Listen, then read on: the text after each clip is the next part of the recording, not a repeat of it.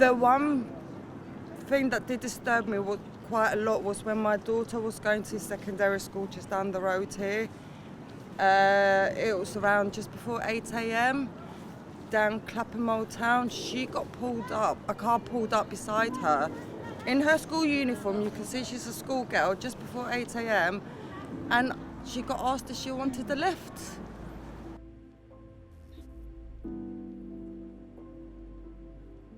Do I feel safe in London? At night time, no. I wouldn't walk across here in the dark even. Not even if it was early, I wouldn't. If it gets the slightest bit dark, I will walk in the middle of the road to go home, and I will have to call someone at the whole time. I used to walk through the park at night. I now refrain from doing that. I know that's not where she disappeared. But we had a couple of cases, right? Like another one with Sabina Nessa, somewhere closer, like east out, who disappeared in the park. So yeah, like it's not super comfortable. I was living down the road from here when it happened, and it was just shocking.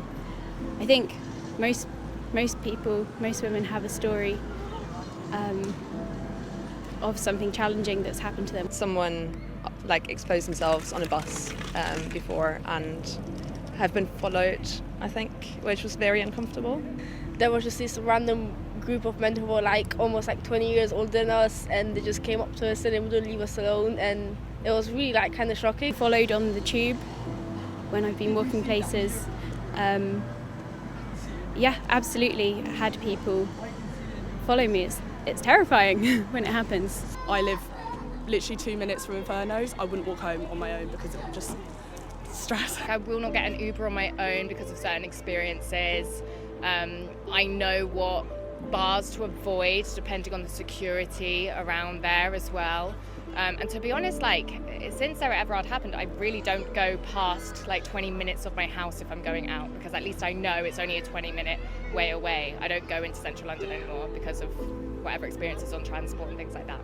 It's been a very hard reawakening. There's a lot of people out there that don't have great intentions, and you just have to be exponentially more self-aware of yourself, your belongings, prioritizing well-lit areas. I've also been more compelled to take taxis or Ubers rather than taking the tube because of just the exposed risk of being on the tube, or even just the short distance of walk from the tube or the overground to my home. Can't trust police officers. I mean, like, can we trust other strangers on the street? I mean, like, it's... We should just be able to trust our police officers. It's very weird, or it's very hard in a situation to be like, I'm just checking that you're actually doing the job that you're paid to do. That's a bit weird. I think people should just do the jobs that they're paid to do. It's not us, our job as the public, to be policing the police. I think that kind of defeats the point. I have an alarm on my keys. When I do walk home, I've got, the keys in between my hands always. I used to put them in my bag before, just, keep them out of the way, because my dogs always stay quite close to me. But now I always just either have them hanging on the side or just carry them on my hand. Or the throwing stick. If I've got them hanging, I tend to hold the throwing stick even though my dogs don't bring the ball back.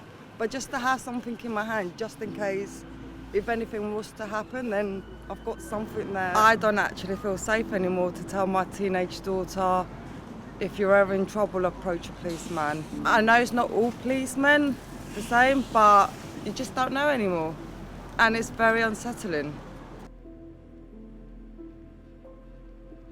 In these dark times that we find ourselves in, it's all too easy to feel passive and disengaged and hopeless. But there is something you can do. If you like the sound of a fearless, independent media outlet really trying to shine a light where the mainstream doesn't, then do sign up to Byline TV. You can hit the join button on YouTube or subscribe on Patreon. You can be part of driving meaningful change.